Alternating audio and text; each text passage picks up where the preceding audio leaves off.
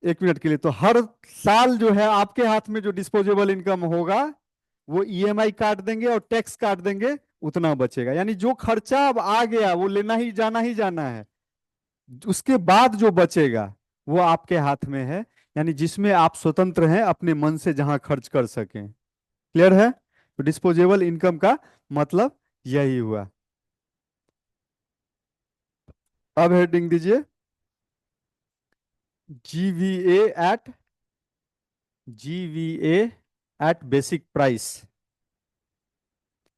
Gross value, एक minute, added at basic price, सकल basic मूल्य पर। बेसिक का मतलब क्या हुआ हिंदी, जो हिंदी लिखेंगे उनके लिए,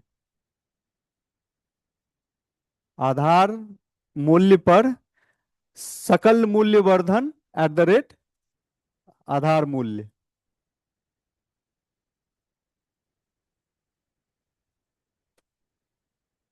देखिए, बेसिक प्राइस सब हिंदी में जानते हैं, बेसिक प्राइस हम वैसे अभी डिटेल बताएंगे। इसका हिंदी जानना अगर आप इकोनॉमिक्स के कॉन्सेप्ट में करते हैं तो सकल मूल्य वर्धन।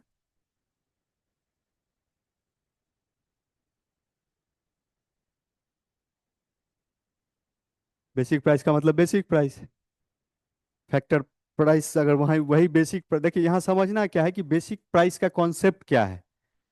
यहीं पे कहीं बेसिक प्राइस लिखेगा, कहीं मार्केट प्राइस लिखेगा, कहीं आपको फैक्टर प्राइस लिखेगा।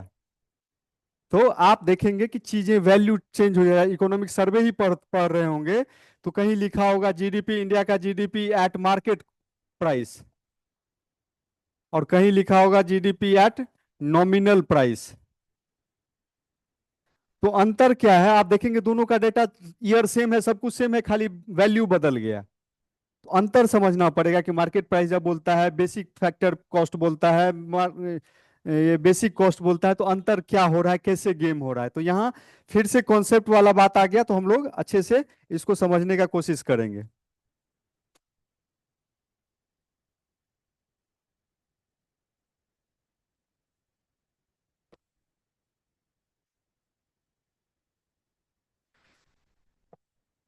लिखिए एक लाइन, जीवीए का मतलब ग्रॉस वैल्यू एडेड, जीवीए का मतलब सकल मूल्य वर्धन, GVA stands for gross value added.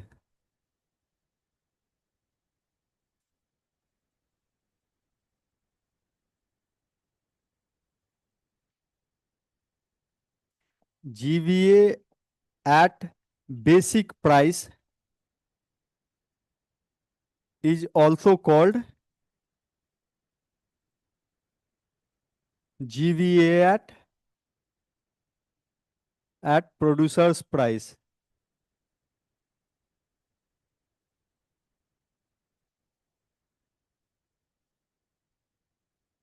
हम बोले कि यहाँ जो बेसिक प्राइस लिखे हैं वो जीवीए।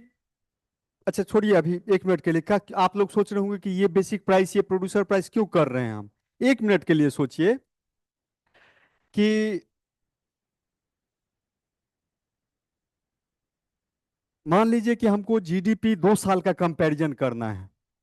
ठीक है, मान लीजिए हम बोले कि, या छोड़िए 2 साल का, हम बोले कि कांग्रेस गवर्नमेंट 2010 में बोल रही कि नहीं नहीं, मेरा जो परफॉर्मेंस था सबसे अच्छा जीडीपी का परफॉर्मेंस 2010 में था, और मोदी जी आए हैं, अपना क्रेडिट लेना छोड़ेंगे नहीं। तो उनका वो बोले, बीजेपी गवर्नमेंट बोली कि भैया हम 2025 में सबसे अच्छा जीडीपी ग्रोथ हुआ जो फाइनेंशियल ईयर था। इन दोनों को कंपैरिजन अगर आपको करना पड़ जाए कभी, तो ये समझिए कि हम अगर आज का मूल्य मान लीजिए, जीडीपी में हम आपको बताए कि एक एक हम आइटम फिक्स किए, 4 आइटम, ABCD। ठीक है, क्लियर है? यही 4 को अगर हम कैलकुलेट करेंगे तो मेरा जीडीपी निकल जाएगा, इसका जो वैल्यू होगा उस साल में वो हमको जीडीपी बता देगा। ठीक है, 4 के अलावा हम सिंप्लिसिटी के लिए अभी 4 ही ले रहे हैं। 4 प्रोडक्ट है, A B C D, चारों को कैलकुलेट किए कितना वैल्यू है, तो वो जीडीपी निकल गया। तो आप देखेंगे कि मान लीजिए ए का प्राइस 2010 में था 10 रुपया, बी का प्राइस 20 रुपया है, 30 और 40। ठीक है, 2010 का प्राइस लिखे। तो आप जब गुना करेंगे तो आपके हिसाब से 2010 में जीडीपी हुआ 10 + 20 + 30 + 40। क्लियर है यहाँ पे किसी को दिक्कत? हम बताए थे कि अभी हम ये नहीं बताए कि जीडीपी यही है, हम आपको बताए कि नेशनल इनकम जब निकाल रहे हैं तो जितना वैल्यू एडेड है सबके मूल्य को हम जोड़ दिए, तो हम उस साल के जी राष्ट्रीय आय का गणना कर लिए। अभी आप 1 मिनट के लिए जीडीपी को भी भूल जाइए, राष्ट्रीय आय की ही बात करते हैं। तो मेरा राष्ट्रीय आय इतना हुआ 20, 30, 60, 40, 100। ठीक है, कोई दिक्कत? 2010 में 100 हुआ। और 2026 में क्या हुआ कि इसका प्राइस जो है, महंगाई आता है, महंगाई आने से क्या हुआ, ये हो गया 20 रुपया, ये हो गया 30 रुपया, ये हो गया 40 रुपया, ये हो गया 50 रुपया। सिंपल रख रहे हैं अभी। तो 2026 में, सॉरी 25 में मेरा राष्ट्रीय आय क्या हो गया, 20, 30, 50, 40, 90 और 50, 140। क्लियर है? कोई दिक्कत? ठीक है ना? तो आप तो बहुत खुशी खुशी बोलेंगे कि भैया मेरा जीडीपी जो है 2025 में बढ़ गया। अब समझिए, ऐसा एक सिचुएशन, एक दूसरा सिचुएशन देखते हैं। यहाँ कोई दिक्कत नहीं है ना? चेहरा पे लग रहा है जिसे समझ में नहीं आ रहा है। नहीं आ रहा है क्या? आ रहा है ना? अभी नॉर्मल रख रहे हैं बस चीजों को समझाने के लिए कि क्या अंतर पड़ रहा है, क्यों हम basic price, factor price, producers price, इन सब मार्केट प्राइस क्यों मगजमारी करते हैं इतना, वो उसको बताने के लिए कि हम बताएं कि दो चार प्रोडक्ट है। 2010 में भी इस चार का प्रोडक्शन हो रहा था और 2026 में भी इस चार का प्रोडक्शन हो रहा था। 2010 में ये सब प्राइस था तो राष्ट्रीय आय 100 रुपया हुआ। 2026 में इसका ये बढ़ा दाम, तो हम 140 बोल दिए। अब आप तो खुशी खुशी बोलेंगे कि हम जी राष्ट्रीय आय तो मेरे मेरे समय में ज्यादा बढ़ा। गेम यहाँ नहीं है, गेम यहाँ है, देखिए। अब उसी एग्जाम्पल को हम लेते हैं, 2010, ए, बी, सी, डी। ठीक है, 2010 में हम बोले थे 10, 20, 30 और 40 ये प्राइस दिए थे। अब क्या हुआ, 2026 में एक यूनिट बंद हो गया। मान लीजिए कुछ ऐसा हुआ 2025 में कि आपका वो अकाली आया, उसका कुछ ऐसा स्ट्रेस आया कि सी जो था वो प्रोडक्शन बंद कर दिया। तो अब बचा ए, बी और यहाँ बचा सिर्फ डी। तीन ही कंपनी बचा जिसका आप आउटपुट कैलकुलेट कर रहे हैं। और महंगाई कुछ इस हिसाब से भागा कि ए का प्राइस हो गया 30 रुपया, बी का प्राइस हो गया 50 रुपया और इसका हो गया डी का 100। अब देखिए, जीडीपी, राष्ट्रीय आय आपका 2010 में था 100, इसमें हो गया 180। तो आप क्या छाती पीट सकते हैं कि आपका जीडीपी बढ़ा या राष्ट्रीय आय बढ़ा? नहीं पीट सकते हैं, क्योंकि आपका तो ओरिजिनली एक कंपनी बंद हो गया। तो ये डिफरेंस क्यों आ रहा है? कंपैरिजन जब आप कर रहे हैं तो आप उसी साल के मूल्य को ले रहे हैं जिसमें इन्फ्लेशन भी, महंगाई का दर भी शामिल है। अगर कोई सामान आज 5 रुपया में था, ये एक पेन है जो आज 5 रुपया में मिल रहा था, और यही पेन 2026 में 25 रुपया का मिला, तो आप उत्पादन कुछ नहीं किए हैं। समझ रहे हैं बात को? हम क्या gross domestic product, gross value added सब में बोले कि या तो प्रोडक्ट पैदा हो रहा है उसका वैल्यू हम गिन रहे हैं। आप वैल्यू कुछ ऐड कर रहे हैं, अरे भैया 2010 में ये पेन था ही, ऐसे ही नहीं बिका 2010 में, 2025 आया, 25 आया तो उसको आप फिर 25 में भी जोड़ लीजिएगा कि यही पेन है, 20 रुपया तो ऐसे ही बैठे बैठे बढ़ गया उसका। तो इसीलिए इन्फ्लेशन के को हटाने के लिए, तुलना करने के लिए एक रेफरेंस फिक्स करते हैं कि भैया ये फैक्टर कॉस्ट जो होगा वो क्या था उस साल, एक मूल्य 2011-12 का सीरीज कर लिए। ये सब अभी एक बार सुन लीजिए, आगे फिर आएगा। 2011-12 में मान लीजिए इसका मूल्य 5 रुपया था, तो आप 2026 में भी ए का कैलकुलेट करेंगे तो कितना उत्पादन हुआ, गुना 5 रुपया। 2030 में भी अगर यही सीरीज चल रहा है, अभी 2030 में ही सरकार चेंज नहीं की है, तो आप देखेंगे कि 2001 का 2030 में अगर जितना कॉस्ट, सॉरी जितना यूनिट उत्पादन होगा, अगर 5 उत्पादन हुआ पेन और उसमें 5 रुपया का एक पेन है, तो 25 ही वैल्यू काउंट करेंगे हम, उस साल का 25 रुपया का काउंट नहीं करेंगे। आज आप देखे होंगे आज के पेपर में कि सीपीआई का, कंज्यूमर, आज अगर पेपर पढ़ने का मौका मिला होगा तो मिला होगा, नहीं मिला होगा तो सीपीआई का नया बेस दिया गया है, ईयर फिक्स किया गया है, क्योंकि इन्फ्लेशन का नया सीरीज और ईयर दोनों लॉन्च किया गया है। तो वो बस इसीलिए कि एक साल फिक्स करते हैं उसके प्राइस को कंपैरिजन करने के लिए, आएगा आगे में। अभी आप लोग अगर बहुत नहीं भी समझे हैं तो फिर से आएंगे, जब जीडीपी पे आएंगे कैसे कैलकुलेट करते हैं तो हम इसको बताएंगे। अभी बस इतना समझिए कि ईस्वी चेंज होने के साथ मूल्य में भी परिवर्तन होता है, क्योंकि महंगाई आता है। तो महंगाई आया और ये कंपनी, 2010 में भी एक ही सामान उत्पादन कर रही थी, और 2026 में भी एक ही सामान का एक ही प्रोडक्ट निकाल रही है। तो सिर्फ इसके दाम बढ़ने से, इस प्रोडक्ट का अगर दाम बढ़ गया, पहले 2010 में इसका 20 रुपया था और अभी 40 रुपया हो गया, तो जीडीपी में आपको बढ़ोतरी दिखेगा, राष्ट्रीय आय में बढ़ोतरी दिखेगा। लेकिन इसका मतलब नहीं है कि वो प्रोडक्ट ज्यादा उत्पादन हुआ। आपका इकोनॉमिक प्रोग्रेस एक्टिविटी जो होता है, जितना ज्यादा प्रोडक्ट का उत्पादन करते हैं उससे मेजर होता है एक्चुअल सेंस में। क्या?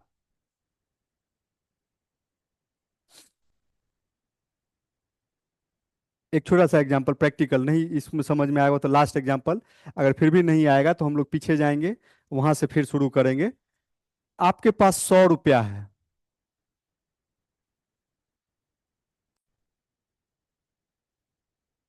दीपावली के समय में, दिवाली आया, 100 रुपया आया, और मान लीजिए कि कोई त्योहार नहीं है अभी, अप्रैल का महीना ले लेते हैं, सुखड़ महीना होता है कोई सा, होली के बाद से तो चालू हो जाता है कि आपको फिर 15 अगस्त तक इंतजार करना पड़ता है, पहला जो आता है वो 15 अगस्त आता है, नहीं रक्षाबंधन भी आता है क्या? वही मतलब उसी सब से शुरू होता है, तो बीच का मान लेते हैं अप्रैल। अप्रैल में भी 100 रुपया है, तो आपके लिए ज्यादा पैसा किस महीने है?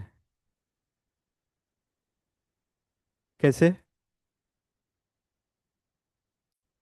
खर्च बहुत ज्यादा होगा या सामान ज्यादा महंगा मिलेगा? सामान महंगा होगा, क्योंकि फेस्टिवल सीजन है, लोग बहुत सारा मार्केटिंग करते हैं, दमान ये दाम भागेगा सामान का, यानी आप 100 रुपया में जितना सामान दिवाली में खरीद सकते हैं, बहुत संभावना इसका है कि उसी 100 रुपया में आप अप्रैल में ज्यादा सामान खरीद सकते हैं। मानते हैं इस चीज को? या इसको प्रैक्टिकल, आप लोग सब लोग छात्र जीवन में हैं और कभी न कभी चूंकि हॉस्टल में रहते हैं तो शायद प्रोबेबिलिटी है कि कम जाए। अगर आप अपना सोचिए कि पीजी में खुद ही रहते हैं और खाना बनाते हैं, आप 100 रुपया से दिसंबर महीना में ज्यादा सब्जी खरीद पाते हैं कि ये अप्रैल मई में ज्यादा खरीद पाते हैं? दिसंबर में बहुत ज्यादा सब्जी का उत्पादन होता है, तो सब्जी का रेट नीचे रहता है। अंतर दिखा, आपके हाथ में 100 ही रुपया है, लेकिन आप जाएंगे दिसंबर में तो 10 झोला सब्जी लेके आ जाएंगे उसी 100 रुपया में, और वही चले जाइए आप जब बाढ़ आया रहता है सितंबर अगस्त सितंबर में, तो उसी 100 रुपया में हो सकता है कि आपको आधा झोला भी ना भरे। पैसा तो आपका सेम है, आप तो अगर उस हिसाब से, अगर हम केवल सामान खरीदने के हिसाब से देखते तो आप बोलते नहीं कि अरे यार दिसंबर महीना में मेरे पास बहुत पैसा आ गया था, अप्रैल महीना में कम पैसा आया। पैसा तो आपके पास दोनों 100 रुपया है। तो जीडीपी का भी कॉन्सेप्ट यही है, जब आप राष्ट्रीय आय को दो समय के को तुलना कर रहे होते हैं, तो एक समय में महंगाई अगर बहुत ज्यादा बढ़ गया और दूसरे समय में महंगाई कम है, तो आप कम कैसे कंपैरिजन करेंगे? क्योंकि सकल घरेलू उत्पाद जो है वो उत्पादन, कितना उत्पादन हुआ उसको दिखाता है। तो हो सकता है कि जब महंगाई ज्यादा हो तो असल में उत्पादन कम हुआ हो, लेकिन महंगाई इतना ज्यादा था कि वो टोटल वैल्यू बढ़ा दिया, आपको लगा कि जीडीपी बढ़ गया। तो सारा खेला इसी का है, और इसीलिए हम लोग 3-4 पैरामीटर रखते हैं कि ठीक है, महंगाई को फैक्ट देखना है तो इसको इसको कैलकुलेट करो, फैक्टर कॉस्ट पे देखना है कि फैक्ट्री असल में लागत मूल्य क्या है, जीडीपी का, तो इसको देखो, अगर कंपैरिजन करना है दो डिफरेंट डिफरेंट ईयर्स को, तो एक एक साल फिक्स कर लो। फिक्स फिक्स्ड कॉस्ट जिसको बोलते हैं, एक साल का कॉस्ट फिक्स कर लो सबका, और उससे कैलकुलेट कर लो। समझ गए कॉन्सेप्ट? बेसिक कॉन्सेप्ट यही है आपका इकोनॉमी में, इसीलिए हम लोग different different different method use करते हैं। बढ़े अब आगे। नहीं समझ में आया तो फिर से पूछ लेंगे, हम 10 बार समझाएंगे, क्योंकि सारा कॉन्सेप्ट जो है, जो आप इकोनॉमिक सर्वे पढ़ रहे होंगे और टर्म नहीं समझ में आ रहा होगा, जब आप दोबारा, जब हम ये जीडीपी जीएनपी खत्म कर देंगे और तब आप पढ़ेंगे तो आपको समझ में आएगा। लेकिन अगर ये कॉन्सेप्ट क्लियर नहीं हुआ, basic price, factor price, market price, fixed cost, तो आपको वो आगे नहीं समझ में आएगा। पहला चैप्टर तो एकदम नहीं समझ में आएगा, जो इकोनॉमिक सर्वे या बजट का होगा तो। क्लियर है? आगे बढ़िए। चलिए, इन सबको लिख लिए। समझने वाले को दिमाग में बैठा के रखेंगे या कहीं पॉइंटर दे के इस तरह से लिख लेंगे, नहीं तो बाद में तो आपको वैसे भी भूलना ही है। क्लास के बाद नेट रिटेंशन तो 10 से 25% का ही होता है। उसके बाद आपका जो नोट में जो जो भी पॉइंटर दिए रहते हैं, वो आपको हेल्प गाइड करता है कि हम थोड़ा सा देखें, यहाँ पे कुछ बोले थे सर, ऐसे करके बोले थे। तो हमेशा पॉइंटर पे फोकस करना है कि क्या क्या कर सकें, जो हम चीज़ों को रिकॉल कर सके क्लास के बाद।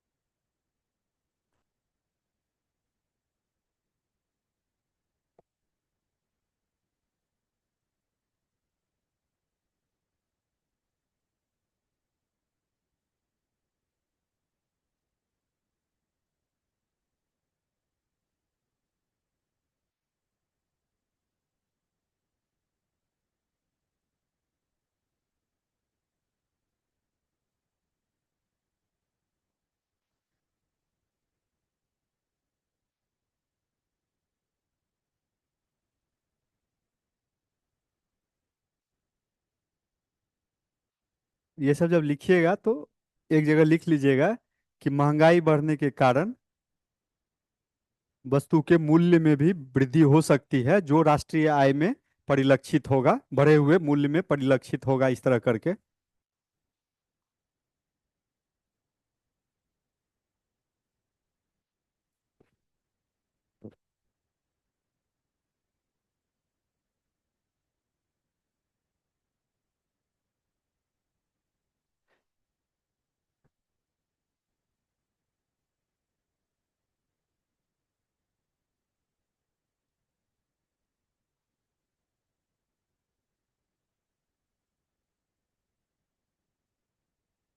ठीक है।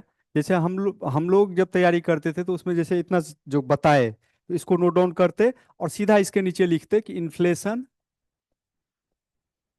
Will lead to price increase in price. देखिए, जितना शॉर्ट में मारेंगे ना आप, तो आपको समय बचेगा और आप आगे बढ़ेंगे। Increase in price will increase the national income, the national income. अब ये अभी पॉइंट कर लिए और घर जाते क्लास के तुरंत बाद, तो इसको थोड़ा सा इलेबोरेट करते कि जो जो सेंटेंस याद आ रहा है उसको शब्दों में, क्योंकि ये सारा कहानी के बाद क्रक्स यही है कि इन्फ्लेशन आ रहा है, महंगाई बढ़ रहा है, तो आपका प्राइस में, वस्तु के मूल्य में बढ़ोतरी होगी, और वो मूल्य जो है राष्ट्रीय आय में बढ़ोतरी करवाएगी। तो जरूरी नहीं है कि दोनों साल जीडीपी बढ़ा ही हो, वो इन्फ्लेशन के चलते भी मूल्य भागता है।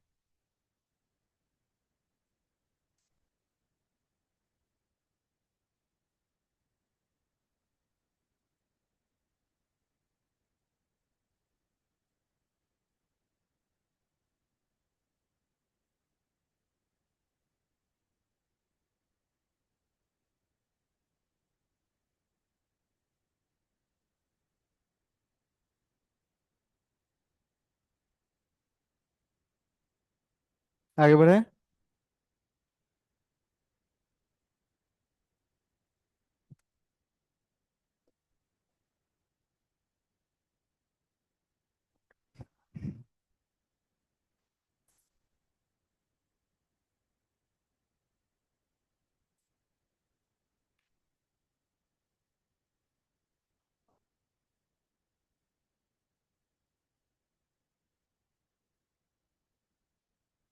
अभी हम लिखाए थे कि जीबीए एट बेसिक प्राइस को जीबीए एट प्रोड्यूसर्स प्राइस भी बोला जाता है, ठीक है।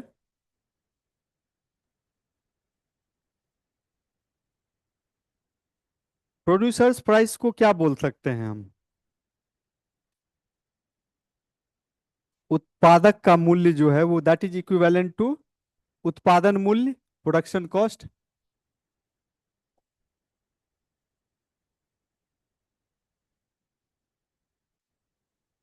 क्या? उत्पादक, जो मान लीजिए कोई कंपनी में बना रहा है सामान, उसका उतना ही मूल्य लगा होगा ना। प्राइस पूछ रहे हैं, यानी उसको कितना पैसा खर्च हुआ होगा। तो उसको, ये फैक्ट्री है मान लीजिए, और इस फैक्ट्री के अंदर में उत्पादन बना के रखने में उसको 5 रुपया खर्च हो रहा है। तो इसके वस्तु के उत्पादन में 5 ही रुपया लगा ना हमको। क्या? तो हम बोले producers price equals to production cost. मान गए इसको? लेकिन क्या हम बोल सकते हैं कि producers price equals to buyers price, या प्रोडक्शन प्राइस? पीपी लिख रहे हैं तो समझिए प्रोडक्शन प्राइस है। Production price equals to BP, buyers price लिख सकते हैं ये। क्यों? हाँ, ये तो मेरा उत्पादन लागत हुआ फैक्ट्री के अंदर में 5 रुपया। जैसे ही निकला तो हम क्या क्या लगा? टैक्स लगा सरकार का, और कुछ सब्सिडी भी मिला मान लीजिए प्रोडक्ट पे, तो वो माइनस हो जाएगा। यानी बायर्स प्राइस जो है हम ऐड कर लिए कि भैया, अगर हम देखेंगे बायर्स प्राइस यानी खरीद मूल्य जिसको बोलते हैं, इक्वल्स टू, अगर हम लिखें प्रोड्यूसर्स प्राइस या production cost, production cost plus government tax minus subsidy.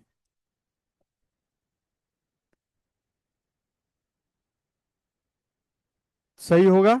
इसमें अभी हम for the sake of convenience वो ट्रैवलिंग कॉस्ट और ये सब हटा दिए हैं कि आपके वहां तक पहुंचाने में क्या दाम होगा, उसको बायर प्राइस में नहीं प्रोडक्शन कॉस्ट में ही जोड़ लेंगे, या कहीं इसको अगर हमको अलग से वो डेटा आएगा भी तो हम उसको ऐड कर लेंगे कि लॉजिस्टिक्स कॉस्ट। वो अभी हम सिंप्लिसिटी के लिए हटा रहे हैं बहुत जगह, क्योंकि सर्विस वो आप ऑटोमेटिक समझ जाएंगे कि लॉजिस्टिक कॉस्ट इंक्लूडेड है इसमें। क्लियर है? तो आइडियली क्या है कि आपको एक रिलेशन मिला बायर प्राइस और प्रोडक्शन कॉस्ट या प्रोड्यूसर्स प्राइस, एक रिलेशन। क्लियर है?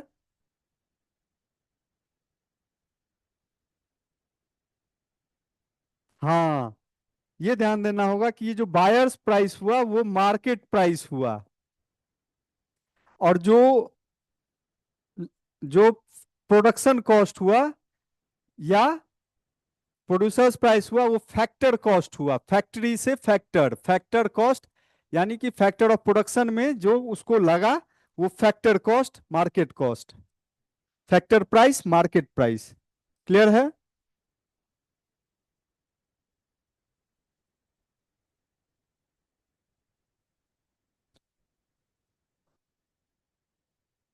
बायर्स प्राइस को मार्केट प्राइस इसलिए बोला गया कि फैक्ट्री गेट से जब निकला बाजार में, तो आप बाजार से ही खरीद रहे हैं ना।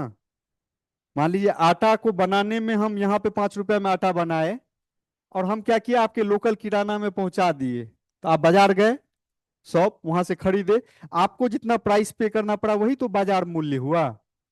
तो बाजार मूल्य इक्वल टू बायर्स प्राइस। आप हैं बायर, आप सब्जी खरीदने जाते हैं तो सब्जी मंडी जाते हैं, उस मार्केट में जो रेट होगा वही रेट पे करके आप घर आएंगे। तो यानी आपका मूल्य, जो आपका जो प्राइस हुआ, आपको कितना शुल्क देना पड़ा, उतना ही जितना मार्केट प्राइस हुआ। फैक्टर कॉस्ट क्या हुआ कि जितना में वो उत्पादन किया वही फैक्टर कॉस्ट हुआ। क्लियर है? अब सवाल ये उठता है कि यहां हम टैक्स लिखे, गवर्नमेंट टैक्स और सब्सिडी। इसमें देखिए कि दो तरह के टैक्स का बात होता है, प्रोडक्ट टैक्स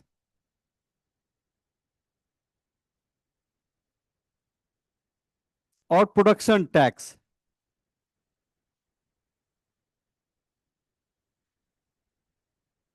प्रोडक्ट टैक्स और प्रोडक्शन टैक्स।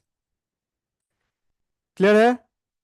क्या है प्रोडक्ट टैक्स, क्या है प्रोडक्शन टैक्स?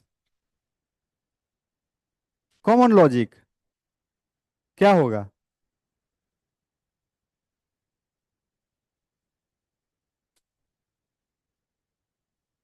एग्जाम्पल तौर पे समझाइए।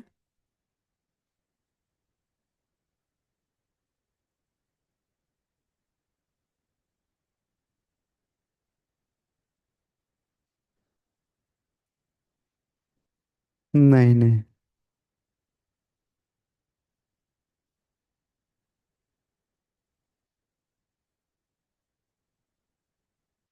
हम्म, आपसे नजदीक थोड़ा वो है इस पे। प्रोडक्ट टैक्स देखिए, बहुत कॉम्प्लेक्स नहीं सोचना है। प्रोडक्ट टैक्स का मतलब है कि उत्पाद जो हुआ है उस पे टैक्स लगा, वस्तु पे जो टैक्स लगा, वस्तु कर। जैसे फॉर एग्जांपल जीएसटी। जीएसटी आप क्या करते हैं उस प्रोडक्ट पे लगाते हैं। जब सामान मेरा निकल गया मार्केट से, तभी तो जी, अगर वो सामान हम उत्पादन किए और फैक्ट्री के गेट के अंदर रखे हैं, किसी को बेचे नहीं, जीएसटी लग जाएगा उस पे? नहीं लगेगा ना। उस प्रोडक्ट पे लगेगा, जब तक वो सामान बाजार में पहुंचेगा तब जीएसटी लेगा। क्लियर है? तो ये उस प्रोडक्ट पे लग रहा है। अगर आटा जब बिकेगा 50 रुपया में आपके हाथ में, मार्केट प्राइस अगर 50 रुपया, 50 रुपया हाथ में मिलेगा, तो सरकार आएगी, बोलेगी भैया अभी कहाँ चले, 5 रुपया तो इसमें मेरा भी है। तो ये आपसे, आप तो चूंकि 50 दे के निकल गए, जो बेच रहा है उससे सरकार अपना 5 रुपया लेगी, यानी उसको 45 रुपया बचेगा। क्लियर है? तो ये हुआ प्रोडक्ट टैक्स।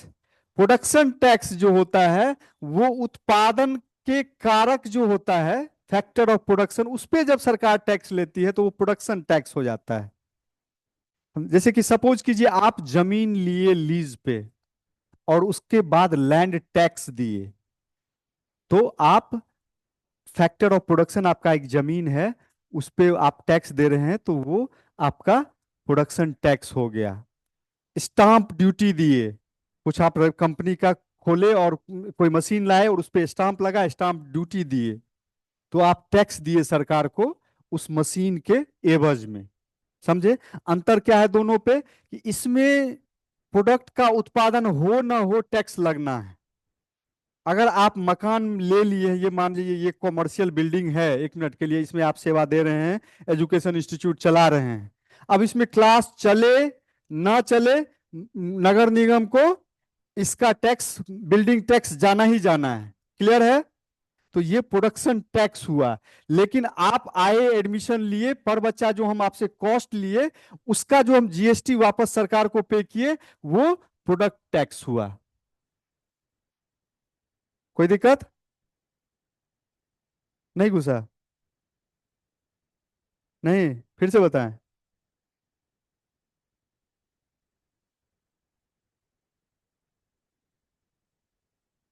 देखिए, इनडायरेक्ट और डायरेक्ट पे तो फिर दूसरा चीज हो जाएगा कि इनडायरेक्ट और डायरेक्ट का कॉन्सेप्ट ये है कि जो जिसको पे करना है उसी पे इम्पैक्ट आए।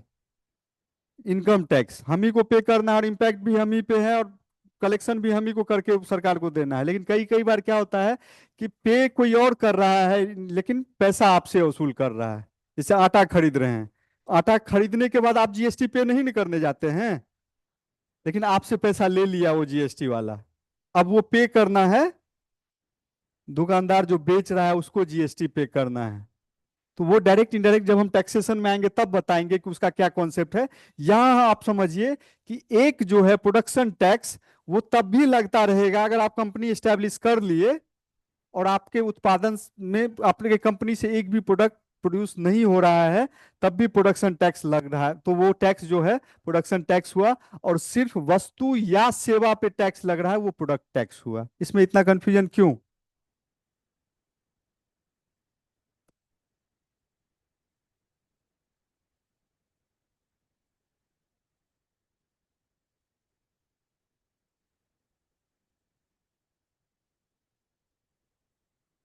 समझ गए इसको?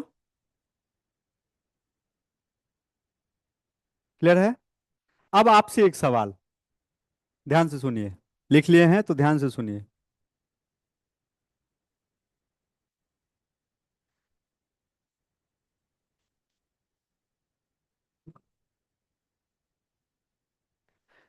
प्रोडक्ट और प्रोडक्शन टैक्स जो हम बोले, तो यहाँ जो टैक्स लिखे हैं वो प्रोडक्ट टैक्स होगा कि प्रोडक्शन टैक्स होगा?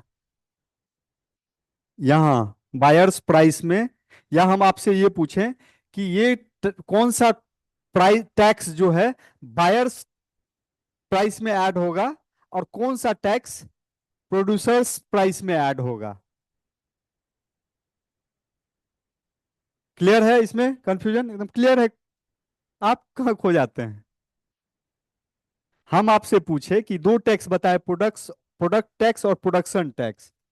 हमको अगर यहाँ टैक्स देखे, ये फॉर्मूला देखे, तो हम कैस क्या समझेंगे कि बायर्स प्राइस में गवर्नमेंट टैक्स जो लिखा हुआ है वो प्रोडक्ट टैक्स लिखा है कि प्रोडक्शन टैक्स लिखा हुआ है?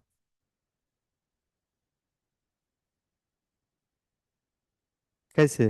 प्रोडक्शन टैक्स तो आपका प्रोडक्शन कॉस्ट में ही इंक्लूड कर लेगा, क्योंकि ये जो है वो जो आप मान लीजिए, अगर हम कोई कंपनी, एक मिनट के लिए हमको मान लीजिए कि मेरे पास एक कंपनी है चूड़ी बनाने का कंपनी फॉर एग्जांपल।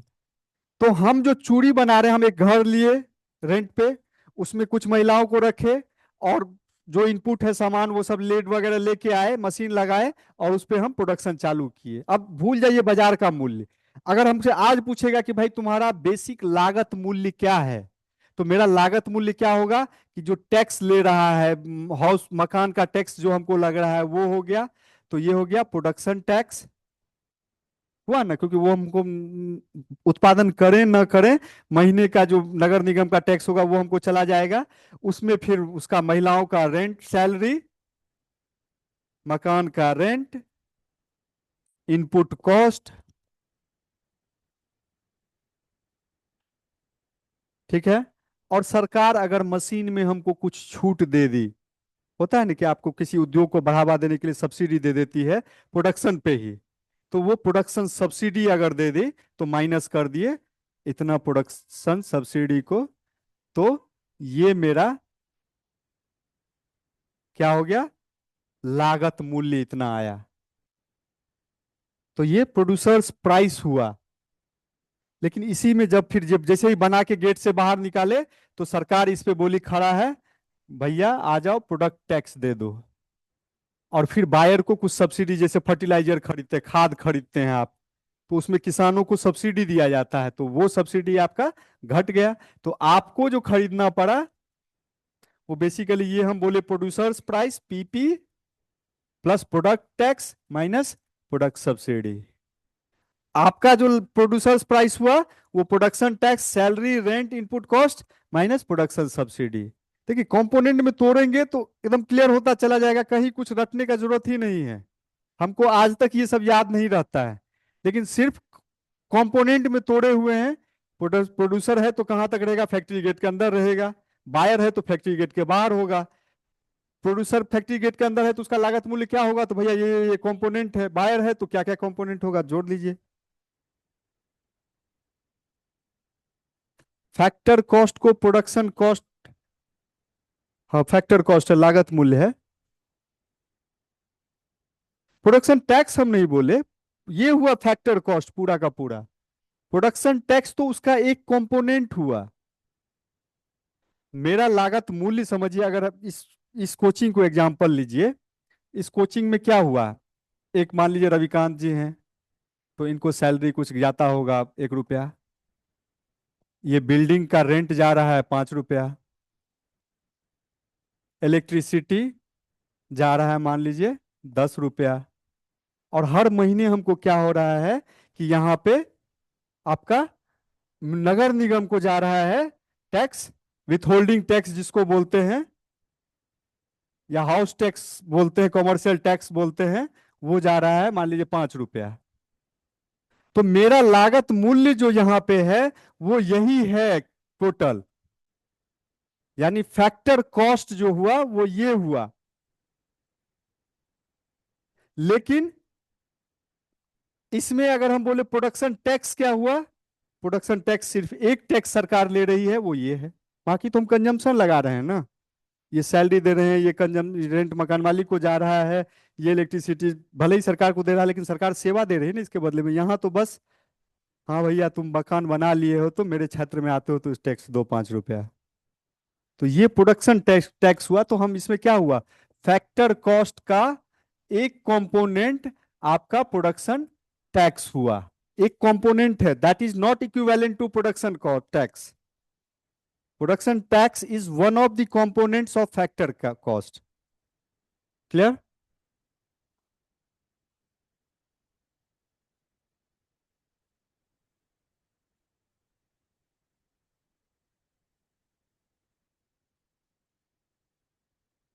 लैंड का भी टैक्स होता है, बिल्डिंग का भी होता है। वो टैक्स आप जब इंक्लूड करते हैं तो बहुत सारा स्टाम्प ड्यूटी होगा। आप इलेक्ट्रिसिटी लेंगे तो उस पे आपको पहली बार लेने में लगेगा, तो वो सब सब मान के चलते हैं कि इसी टैक्स में आप इंक्लूड कर लिए प्रोडक्शन टैक्स।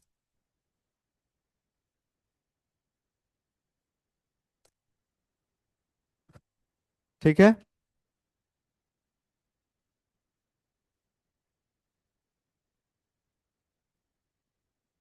तो हम फिर से समराइज कर रहे हैं। Buyers price equals to producers price plus product tax minus product subsidy, product subsidy.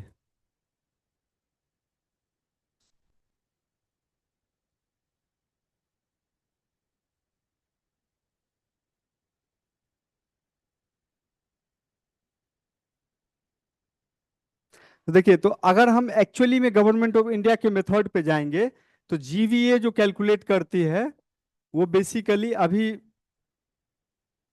आप खुद ही सोचिए कि इतना सारा एक्टिविटी चल रहा है पूरे भारत में, इकोनॉमिक एक्टिविटी में। तो उससे हर एक घर जाके, हर एक इंडस्ट्री जाके कैसे आउटपुट निकलेगा? कहीं ना कहीं चीज़ों को स्ट्रीमलाइन करना पड़ेगा। तो अभी क्या हुआ है कि 11 इंडस्ट्री टोटल इस तरह से चूज किया गया है, मिनिस्ट्री ऑफ स्टैटिस्टिक्स जो है, जिसको सांख्यिकी मंत्रालय बोलते हैं। तो लगभग 11 मंत्रालय है, 11 इंडस्ट्री है। 11 इंडस्ट्री को वो इस तरह से बांटी हुई है कि लगभग लगभग पूरा इकोनॉमिक एक्टिविटी आपका कवर हो जाता है। उस 11 एक्टिविटी के आउटपुट को मेजर करती है और उससे ग्रॉस वैल्यू एडेड निकालती है। ठीक है। इस 11 को इस तरह से चूज किया गया है कि मोस्टली सारे फाइनल प्रोडक्ट दे रहे हैं, क्योंकि आप आउटपुट का मतलब जैसे ही आउटपुट आया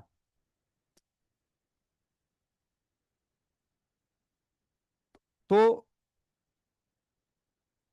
मान लीजिए कि ये 10 रुपए का इनपुट डाले इस इंडस्ट्री पे, 5 रुपए का आप मेहनत किए, तो आउटपुट कितने का निकला? 15। क्लियर है कि सबको? तो 15 रुपए का आउटपुट निकाले। तो यानी कि हम आउटपुट इक्वल टू लिख सकते हैं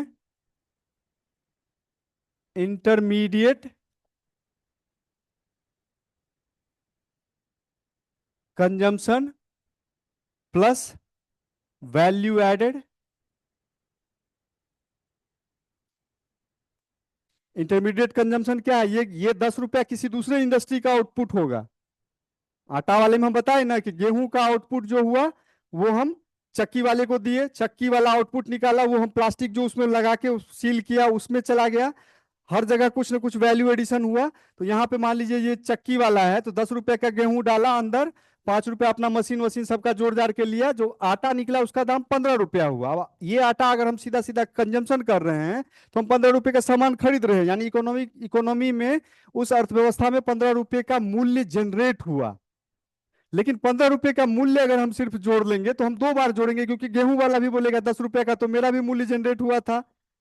तो आप एक बार बोलेंगे कि अच्छा आटा जनरेट हुआ, तो 15 रुपए का आटा जनरेट हुआ, 10 रुपए का गेहूं जनरेट हुआ। आप बोलेंगे टोटल सकल मूल्य वर्धन जो हुआ है वो 25 रुपए का हुआ है, या टोटल 25 रुपए का सामान का उत्पादन हुआ। नहीं, उत्पादन तो आपका 10 यहाँ पे काउंट कर ही लिए हैं, इस 15 में ये 10 ऑलरेडी एडेड है।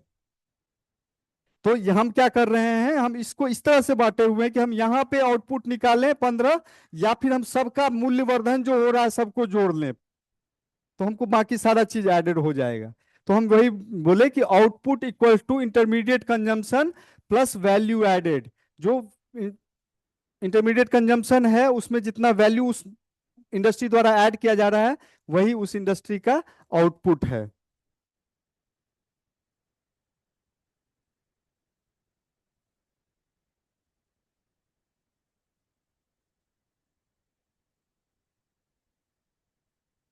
तो यानी कि अगर हम सारे इंडस्ट्री को इस तरह से जोड़ देंगे, मान लीजिए तो एक का दिखाए आपको आउटपुट, अगर जो वो बोला कि मेरे पास 11 का लिस्ट है,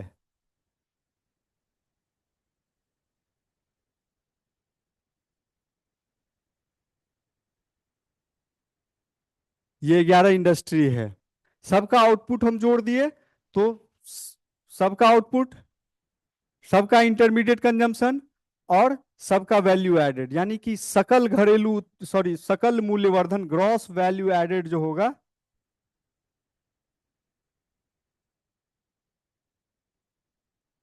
इक्वल टू क्या होगा, total output minus total intermediate consumption, TIC लिख दिए, टोटल इंटरमीडिएट कंजम्पशन।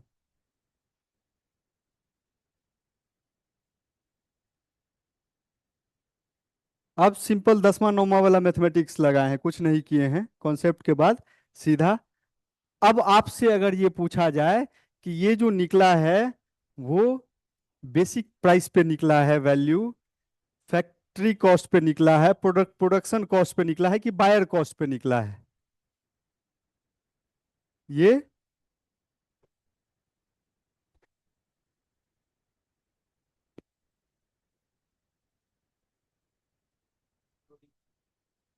ये प्रोड्यूसर कॉस्ट पे, बेसिक प्राइस पे निकला है ना आपका।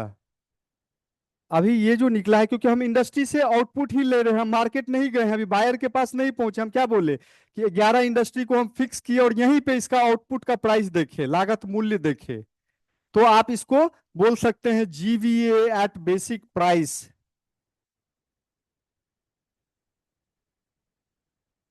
Equal to total output minus intermediate consumption.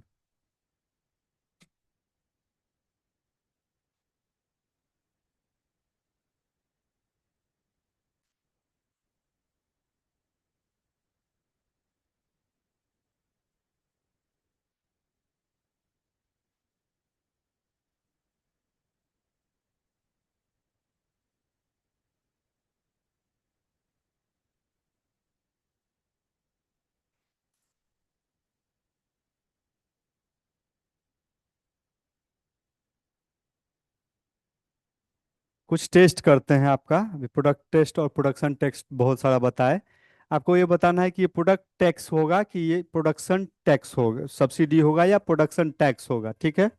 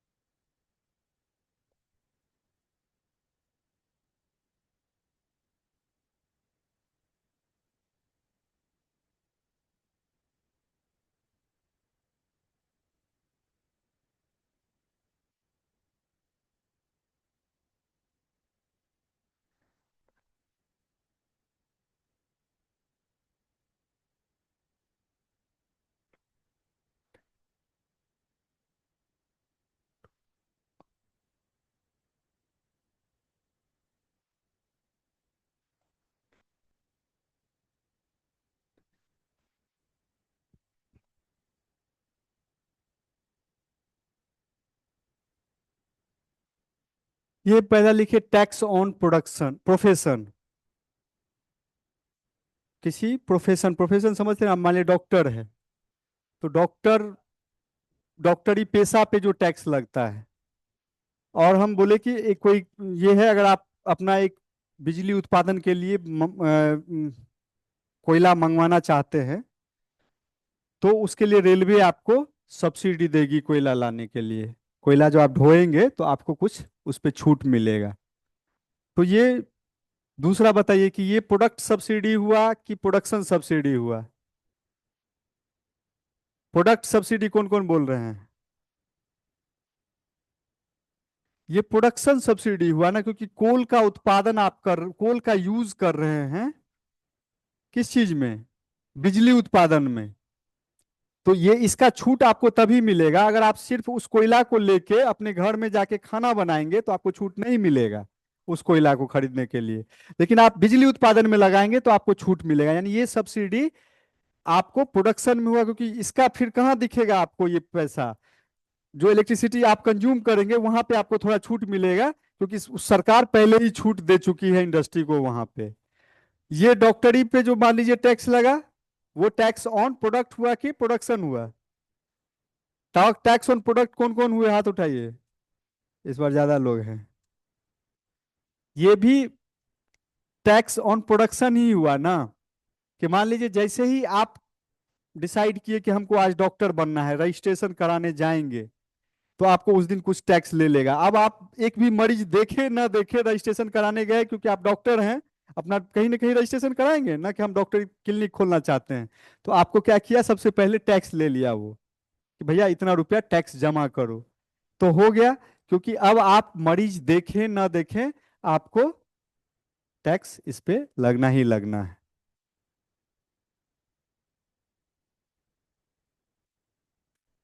समझ में नहीं आया, देखिए।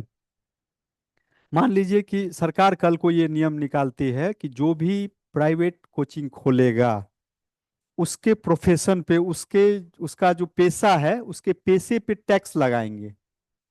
हम गए, अब वो कैसे होगा, ऐसे तो आप मान लीजिए अपने मन से आंख मूंद के गली में खोल लिए, सरकार आज नहीं देखा कल पहुंचेगा तो आपको रगड़ेगा। तो आप अगर चाहते हैं सब कुछ प्रोफेशनल तरीके से बढ़ें, तो आप कहीं ना कहीं डिपार्टमेंट में जाएंगे, वहां अप्लाई करेंगे कि हमको ये कोचिंग खोलना है, हम प्राइवेट शिक्षक बनना चाहते हैं। सरकार आपसे एक शुल्क लेगी, क्योंकि वो बोली है कि हम शिक्षक को टैक्स लेंगे। शिक्षक के इनकम पे नहीं बोली है, वो बोली शिक्षक पेशा पे टैक्स लेंगे। तो टैक्स किसी न किसी पैसे के फॉर्म में ही लेगा। तो वो आपसे साल भर का टैक्स वसूल कर लिया कि 50,000 रुपया तुम जमा करो सरकार टैक्स के नाम पे, और ये लो लाइसेंस कि तुम एक साल का अपना दे चुके हो। यानी अभी क्या हुआ, अभी आपके पास एक भी विद्यार्थी पढ़ने नहीं आया। हो सकता है साल भर में एक भी ना आए, हो सकता है 1,000 आए, लेकिन आपका ये 50,000 फिक्स चला गया। तो ये प्रोडक्शन पे हुआ ना। हम बोले जब भी कंफ्यूजन हो प्रोडक्ट और प्रोडक्शन में, तो आप देखिए कि उत्पादन करने के बाद ये टैक्स उस पर निर्भर कर रहा है, या फिर ये टैक्स उत्पादन हो ना हो लग रहा है। तो अंतर यहीं पे आएगा प्रोडक्ट टैक्स और प्रोडक्शन टैक्स में।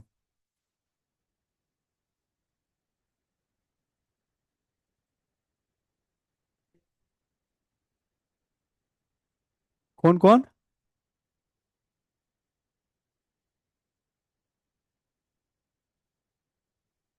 नहीं समझे।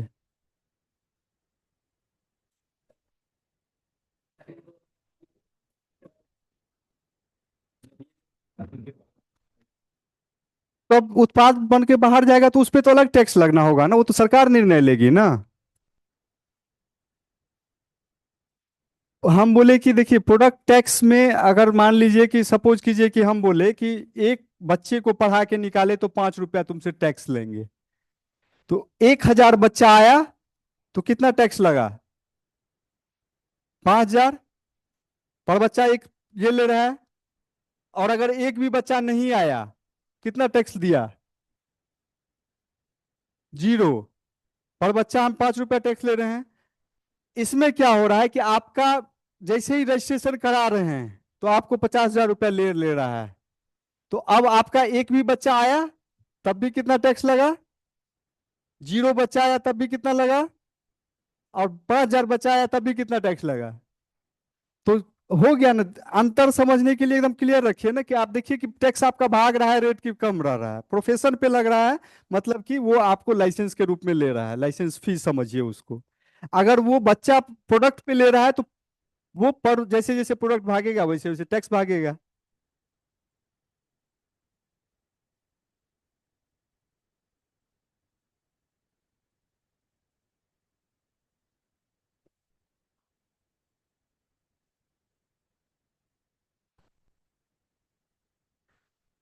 चलिए, अब क्या होता है कि कंजम्पशन ऑफ फिक्स कैपिटल, एक नाम सुनते होंगे।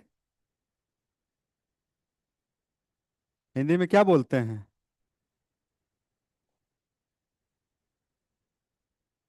Consumption of fixed capital.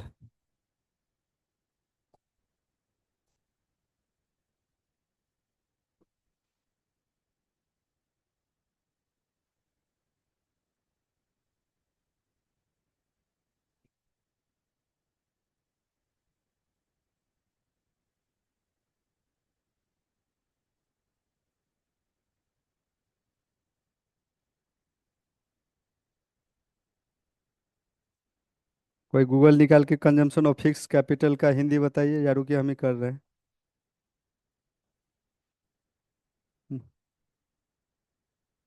स्थिर पूंजी का उपभोग।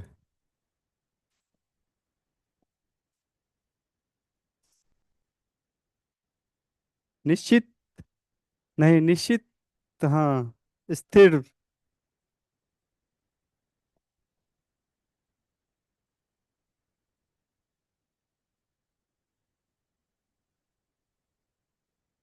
देखिए, ये इकोनॉमिक टर्म है स्थिर पूंजी, जो फिक्स कैपिटल बोलते हैं। फिक्स कैपिटल का मतलब क्या हुआ कि आप देखेंगे कि आप, अगर हम लोग वापस जाएं चूड़ी बनाने वाले प्लांट पे, तो कुछ मशीन आप लगा के रखे हैं अपने इंडस्ट्री में। उसका एक बार कॉस्ट लग गया, क्या? सैलरी भाग सकता है इन्फ्लेशन के हिसाब से, मार्केट डिमांड के हिसाब से, इंटरेस्ट रेट भाग सकता है, बाकी सब चीज भाग सकता है। लेकिन जो आप डे वन को जो मशीन खरीद के लगा दिए, वो तो आपका लग चुका है ना। तो ये फिक्स्ड कैपिटल हुआ, स्थिर पूंजी। जमीन में लगा दिए, ये फिक्स्ड कैपिटल हो गया। आप जमीन खरीद के उस पर इंडस्ट्री बैठा रहे हैं। जब आप बाद में इंडस्ट्री को डिस्पोज करिएगा, तो उसका जो मार्केट वैल्यू होगा वही आपको मिलेगा। ठीक है। तो कंजम्पशन, आप बोलेंगे सर इसका कंजम्पशन क्या हुआ? मान ली मशीन तो हम लगा लिए, फिक्स कैपिटल एक बार लगा लिए, एक बार जोड़ लेंगे, ये कंजम्पशन का कॉन्सेप्ट कहाँ से आता है? तो भैया, अगर हम ये इंस्टीट्यूट खोले, बार बार इंस्टीट्यूट का एग्जांपल इसलिए देते हैं कि आप लोग इससे रिलेट करते हैं, डेली देखते हैं, तो शायद अच्छे से समझेंगे। मान लीजिए ये इंस्टीट्यूट खोले तो इसमें हम क्या क्या चीज लाए? एक डिजिटल बोर्ड लगाए, एक आप बेंच डेस्क पे बैठे हुए हैं। इस दो चीज को ही लेते हैं, बाकी चीज को अभी छोड़ देते हैं। डिजिटल बोर्ड और बेंच डेस्क, ये मेरा डे वन को लाए। लाने के बाद कोई चेंज नहीं हो रहा है इसके मूल्य में, क्योंकि हम खरीद चुके हैं, लगा दिए। इसका इसका यूज 5 साल तक चलना है। लेकिन हम जब इस पे बैठ रहे हैं या इसका यूज कर रहे हैं, तो ये डेली घिस भी तो रहा है। आपका बेंच जैसा आज खरीदे हैं, क्या 5 साल बाद भी उसी कंडीशन में रहेगा? नहीं रहेगा ना। यानी कि डेली कुछ ना कुछ कंजम्पशन हुआ ना इसका। हम, अगर हम उपभोग के संदर्भ में देखें, डेली आप इस पे बैठे ना, आप इस पे बैठे, तो अगर हम सपोज कीजिए कि ऐसे समझिए कि एक कार खरीदे। अब चलते हैं दूसरे एग्जांपल पे। कार कार हम मान लीजिए 6 लाख रुपया में खरीदे। जैसे ही लेके गए, निकले, यहाँ कौन सा फेमस मंदिर है, साईं मंदिर, टेम्पो स्टैंड के पास, वहां पूजा वूजा करवा दिए, पंडित जी पैसा ले लिए अपना। उसके बाद मेरे दिमाग में, यार बेच देते हैं इस कार को। सवाल उठता है कि आप 6 लाख का 6 लाख में उसको बेच पाए? बहुत देगा तो आपको 590 देगा, अरे नया निकाला 10,000। छोड़ो, क्योंकि तुम उतना दूर तो चला के ले आए, पूजा भी करवा लिए। ये 10,000 रुपया क्या हुआ? उसका जो उतना देर उपभोग किए आप फिक्स कैपिटल का, उसमें भी तो पैसा गया ना।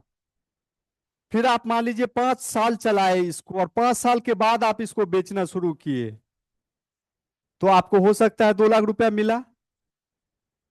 6 लाख का 2 लाख रुपया, यानी कि आप 2 लाख मिला, तो 3 लाख रुपया आप 5 साल में खर्च किए। उसका यूज जो किए, वो 3 लाख रुपया तो आप खा गए ना उसको। यानी पर साल 60,000 रुपया खाए, माने ऐसे। तो यही तो बोला कि भाई आप जो मशीन लगाएंगे, उसमें फिक्स्ड कैपिटल, ये जो वर्ड यूज किए, कंजम्पशन ऑफ फिक्स्ड कैपिटल, उसमें तेल डालेंगे, मोबिल डालेंगे, उसके मशीन घिसेगा, फिर उसको बदलेंगे। ये सब कंजम्पशन ही तो हो रहा है। ये तो आपका एक्सपेंडिचर जा ही रहा है ना इसमें। तो ये तो कहीं ना कहीं जोड़ेंगे ना, कि एक बार मशीन खरीद ली और भूल गए इसको। अगर हम मान लीजिए हमको प्राइसिंग करना हो इसी कोचिंग के फी का, और हम देख रहे हैं कि साल में एक पेन मेरा यूज हो रहा है, तो अगले साल हमको फिर खरीदना ही खरीदना है। तो इस एक पेन पे हम साल में अगर 500 बच्चा पढ़ा रहे हैं, तो हम 500 बच्चा पे इस एक पेन का दाम जोड़ेंगे, तभी मेरा। नहीं तो हम अपने घर से क्यों देंगे, बिजनेस कर रहे हैं हम, अपना पेन क्यों खरीदेंगे पॉकेट से। तो ये भी आप में जुड़ा हुआ है।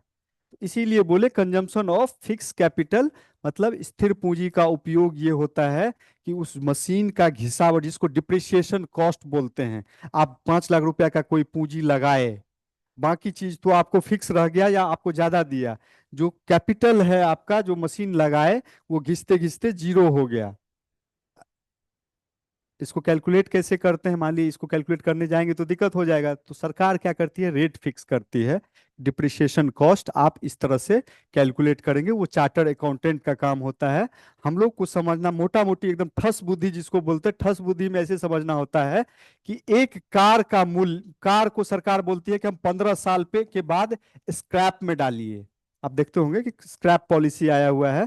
15 साल से पुराना गाड़ी है तो सरकार उसको कभी भी उठा सकते, उसका कोई बाजार में ना आपको उस पर लोन मिलेगा, ना सरकार के नज़र में उसका वैल्यू जीरो हो गया है।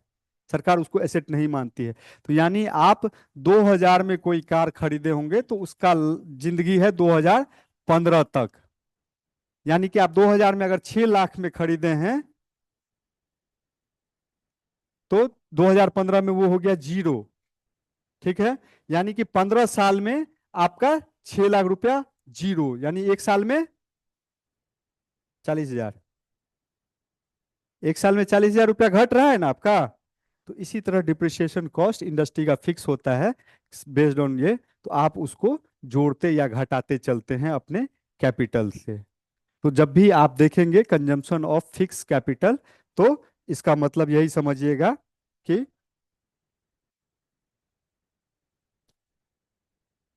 यूज करने के लिए तो आप कर ही सकते हैं, करते ही हैं।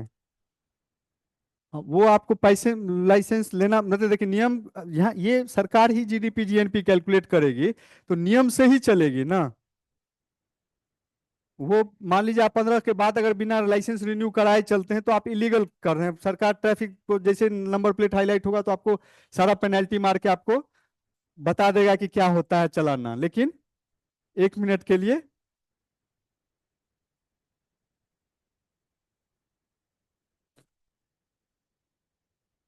देखिए, ये संभव भी नहीं है कि सब जगह कैल आदमी घर घर तक पहुंच जाए। जितना मैन पावर सरकार के पास है, जितना यह है, तो रूल रेगुलेशन बना के चलती है कि भैया जिसको, जो आमतौर पे कमजोर तबके के प्राणी हैं, वो रूल उन्हीं के लिए बना होता है। जो मजबूत प्राणी हैं वो तो मान के चलते हैं कि रूल बना ही है टूटने के लिए, तो तोड़ेगा ही। तो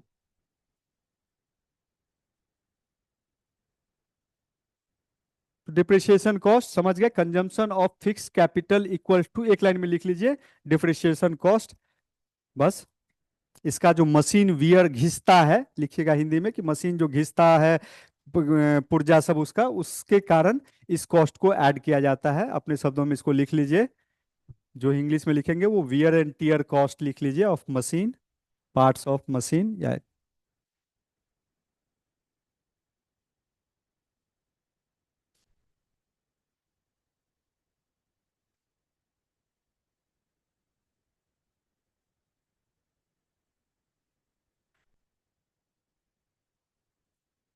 ठीक है। ओवरफ्लो तो नहीं हो रहा है ना। चलिए, तो अब आते हैं वापस से जीवीए एट बेसिक प्राइस। सारा इतना जो हम लोग कर रहे हैं, वो इसी को क्लियर करने के लिए कर रहे हैं, basic price.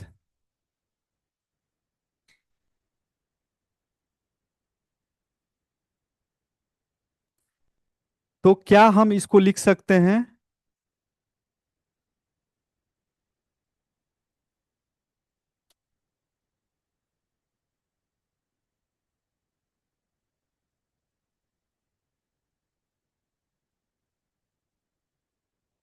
Compensation to employees. मान लीजिए कि उस इंडस्ट्री में जो एम्प्लॉय काम कर रहे हैं, कॉम्पनसेशन का मतलब यहाँ पे सैलरी, उसको काम करने के एवज में कुछ कंपनसेट कर रहे हैं। आप 8 घंटा अगर हमारे प्रेमाइस में टीचर हैं और यहाँ पे आप फैकल्टी सेवा दे रहे हैं, तो आपको हम उसके बदले में कॉम्पनसेट कर रहे हैं। तो कॉम्पनसेशन टू एम्प्लॉय प्लस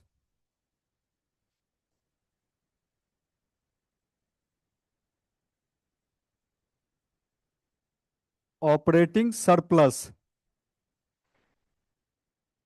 जिसको हिंदी में क्या बोलते हैं?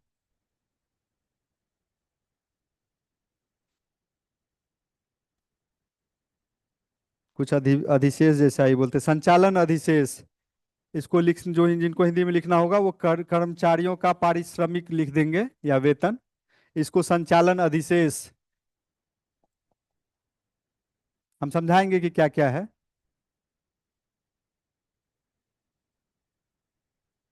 ओएस या एमआई बाद में हम शॉर्ट पे ही भागेंगे, इसीलिए अभी हम बगल में फुल फॉर्म शॉर्ट फॉर्म लिख रहे हैं।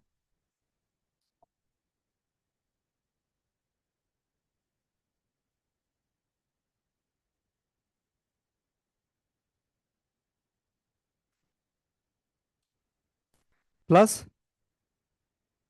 कंजम्पशन ऑफ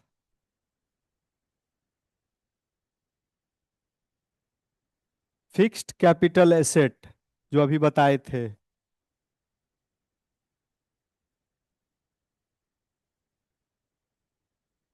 एसेट, जिसको हिंदी में क्या बोले थे?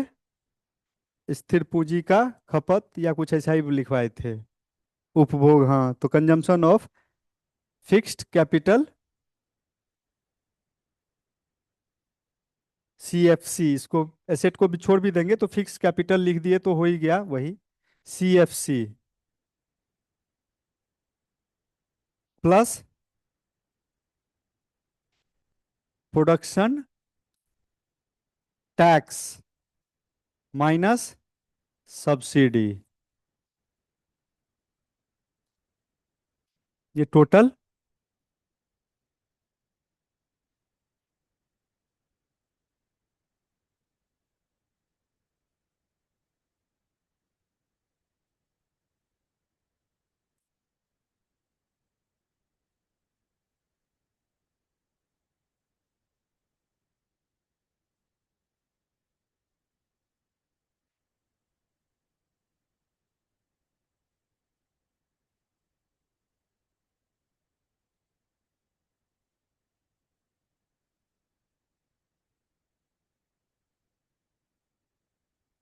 देख लिए।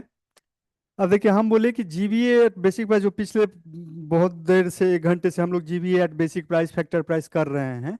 तो बेसिक प्राइस में हम बोले कि जो सैलरी देंगे एम्प्लॉय को वो हो गया।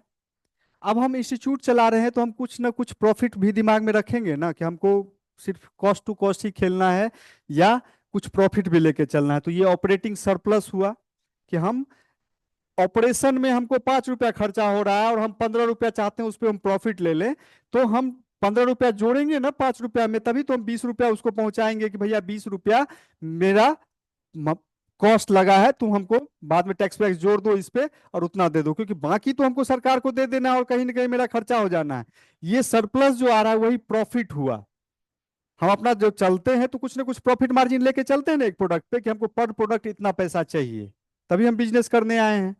तो ये ऑपरेटिंग सरप्लस बेसिकली वही हुआ कि हम कितना पैसा कमाना चाहते हैं। कंजम्पशन ऑफ फिक्स कैपिटल, हम जो यहाँ अपना एसेट लगाए फिक्स कैपिटल लगाए उसका कंजम्पशन हो रहा है, उसके वियर एंड टीयर में हमको मंथली कुछ खर्चा हो रहा है, तो हम मंथली खर्चा का वो जोड़ दिए। और उस पे हमको टैक्स देना पड़ रहा है प्रोडक्शन प्रोसेस में, तो टैक्स दे दिए, सब्सिडी घट गया। इतना मेरा जो, हम अगर प्रोड्यूसर हैं तो हमको एक प्रोडक्ट के उत्पादन में इतना पैसा को दिमाग में ध्यान में लेके चलना पड़ेगा। क्लियर है? यानी कि हम अगर फैक्ट्री गेट पे दाम बताएंगे, कोई मेरे पास आ गया फैक्ट्री के अंदर से ही सामान उठाने के लिए, तो हम उसमें जो दाम बताएंगे वो सैलरी आदमी का जोड़ा हुआ होगा, हम उस पे कितना प्रॉफिट लेना चाहते हैं वो जोड़ा हुआ होगा, एक मशीन को जो वियर एंड टीयर में मंथली खर्चा हो रहा है उसके दाम को हम जोड़े हुए होंगे, मेरे इस सेटअप में जो टैक्स लगा होगा उसको जोड़े हुए होंगे, और अगर सब्सिडी हमको दे दी गवर्नमेंट तो हम सब्सिडी को घटा दिए होंगे होंगे, उतना पैसा हम फैक्ट्री गेट के अंदर में ले लेंगे उससे। यही चेंज हो जाएगा जब मार्केट पहुंचेगा तो वो वाला हम बता चुके हैं कि जीवीए एट, ये लिख लिए। तो वो वाला बता चुके हैं कि जीवीए एट बायर्स प्राइस या मार्केट प्राइस हो गया, GVA eight producers price plus product tax. सीधा टैक्स लिखिएगा तो कंफ्यूजन हो जाएगा, product tax minus subsidy. Clear है? अब याद भी हो गया होगा इतना देर में आप लोग को।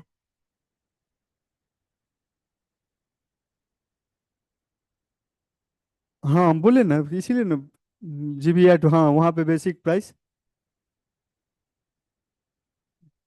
ये बीपी से कंफ्यूज नहीं, यहाँ बायर्स पर प्राइस लिखा हुआ है, वहाँ बेसिक प्राइस पीपी लिखिए, बीपी लिखिए, सब बात बराबर ही है।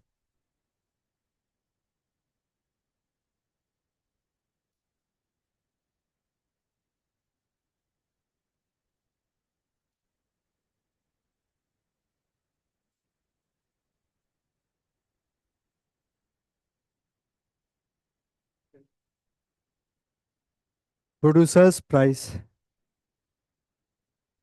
पीपी में क्यों कंफ्यूजन है? बीपी में कंफ्यूजन हो सकता है कि ब्लड प्रेशर बोला कि बायर्स प्राइस बोला कि बेसिक प्राइस बोला, तीन तीन हो गया बीपी का मतलब।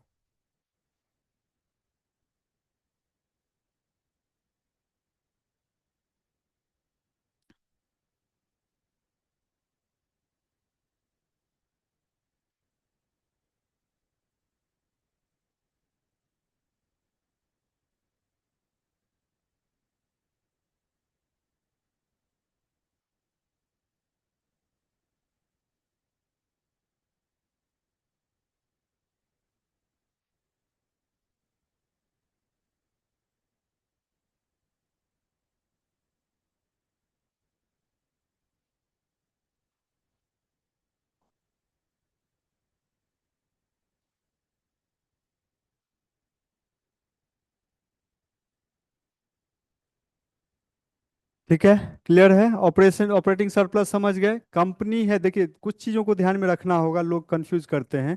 कंपनी है तो कंपनी एक सेपरेट लीगल एंटिटी है। इसका क्या मतलब हुआ? हाँ, जैसे आपका एग्जिस्टेंस है कि इंडिविजुअल एग्जिस्टेंस सरकार के नज़र में है कि आप अधिक, अगर एक आदमी हैं, आदमी के रूप में पैदा ले लिए हैं, तो कुछ अधिकार और कुछ कर्तव्य हैं आपके पास। ठीक है?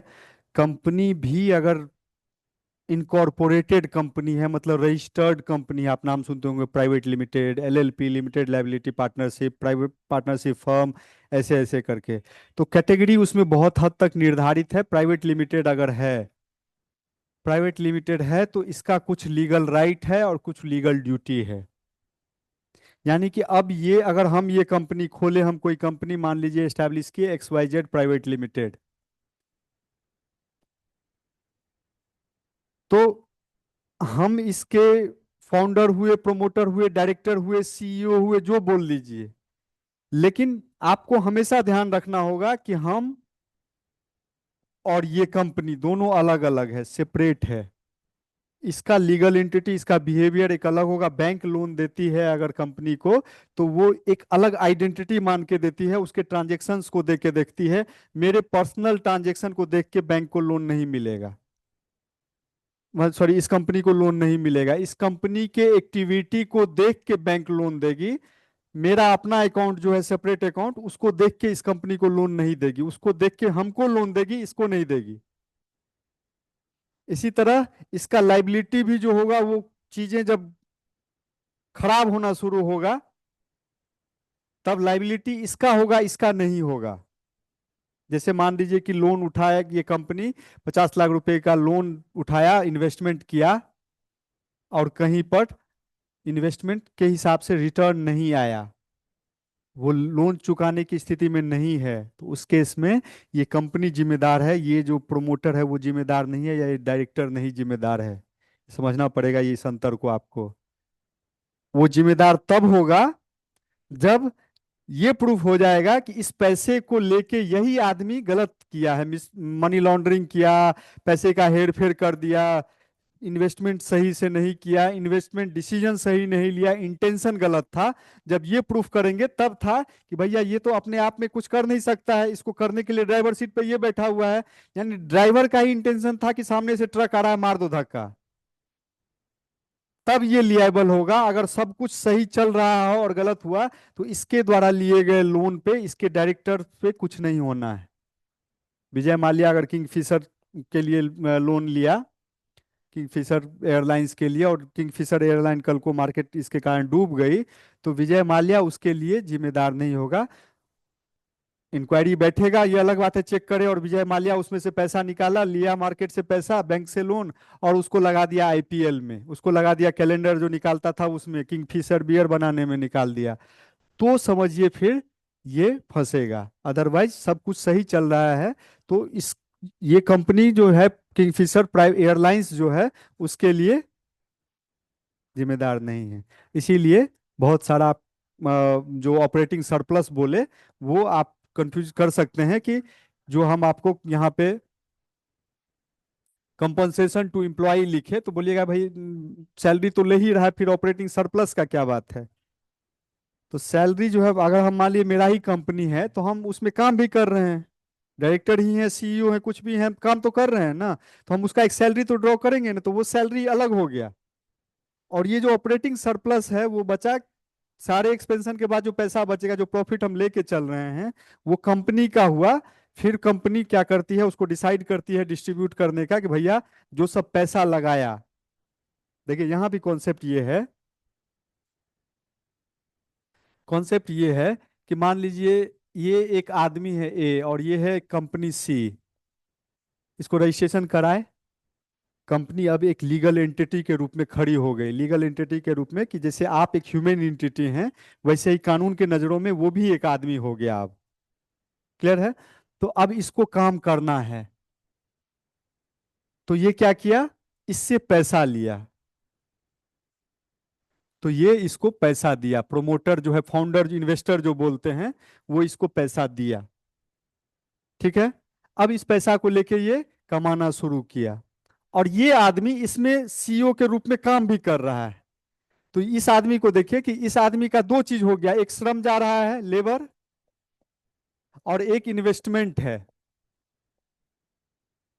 तो इसके बदले में वो क्या कर रहा है, सैलरी ले रहा है, और इसके बदले में प्रॉफिट ले रहा है। इसीलिए ऑपरेटिंग सरप्लस जो है वो डिसीजन लिया जाता है कि भैया इतना पैसा बचा, प्रॉफिट 1,000 रुपया बचा, तो इस बार हम 500 कंपनी के ग्रोथ के लिए रखते हैं और 500 प्रॉफिट को अपने इन्वेस्टर्स के को वापस करते हैं, क्योंकि इन्हीं का पैसा हमने उधार लिया था, तो वो इंटरेस्ट के रूप में चुका रहे हैं। एकदम कॉन्सेप्ट बहुत क्लियर है, लोग नहीं क्लियर रहता है तो मिक्स करते हैं इन चीजों को, इसीलिए यहाँ पे हम लोग डिस्कस कर लिए इसको।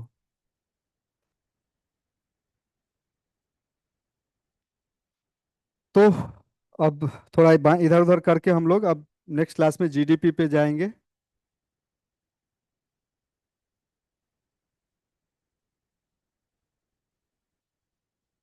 जीडीपी क्या है, जीएनपी क्या है, फिर जीडीपी, जीएनपी, एनएनपी, इन सब का रिलेशन देखेंगे। नेक्स्ट क्लास में ये चैप्टर रैप अप हो जाएगा आपका, फिर हम लोग आगे दूसरे चैप्टर पे मूव करेंगे। और ये चैप्टर पहला जब ये खत्म होगा तो आप कैपेबल हो जाएंगे, जब आप इंडियन ये सॉरी नेशनल क्या बोलते हैं उसको, इकोनॉमिक सर्वे पढ़ेंगे और बजट पढ़ेंगे तो आपको समझ में आना शुरू हो जाएगा। उसमें अभी भी बहुत सारा टर्म आएगा जो क्लियर आगे यूज होगा, लेकिन मोर और लेस जीडीपी, जीएनपी और ये सब जहाँ पे डेटा दिया रहेगा आप अच्छे से समझ लेंगे उसको।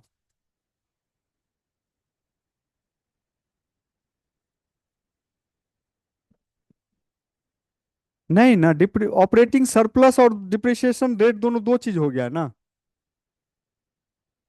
ऑपरेटिंग सरप्लस हम बोले उसको ऐसे समझिए कि वो प्रॉफिट है। मान लीजिए कि आप कंपनी बनाए, आप बोले कि हम एक पेन बना के बेचेंगे तो 5 रुपया उस पर प्रॉफिट लेंगे, और आप साल में 1,000 पेन बनाने का टारगेट लिए हैं, तो 5,000 रुपया आपका प्रॉफिट हुआ। लेकिन उस पेन को बनाने में जो मशीन लगाए उस पे महीना में 2 रुपया का तेल मोबिल लगता है, उस मशीन का पार्ट नहीं घिसे तो उसमें आप 2 रुपए का तेल मोबिल डालते हैं, और मोटा मोटी 3 रुपए का आपको हर बार कोई पार्ट बदलना पड़ता है हर महीने में। तो आपका जो डिप्रिसिएशन कॉस्ट या ऑपरेटिंग में जो CFC लिखे हैं वो 5 रुपए का हो गया, क्योंकि तेल मोबिल डाल रहे हैं, उसका पार्ट सुचारू रूप से चले। और 3 रुपए का आप मशीन में कोई पार्ट हर महीने बदल रहे हैं, तो 5 रुपया आपका उसके लिए डालना होगा। नहीं डालेंगे तो फिर क्या होगा, आपका बैलेंस शीट में वो गड़बड़ाना शुरू होगा, क्योंकि खर्चा तो वो होगा। मशीन मान लिया कभी ब्रेक डाउन हो गया, आप बुलाए इंजीनियर को और उसको चलाया वापस से, वो खर्चा कहीं ना कहीं दिखाएगा, वो अपने घर से तो नहीं ना दीजिएगा आप, ऑपरेटिंग कॉस्ट में ही गया, तो इसीलिए उसको जोड़ा गया है।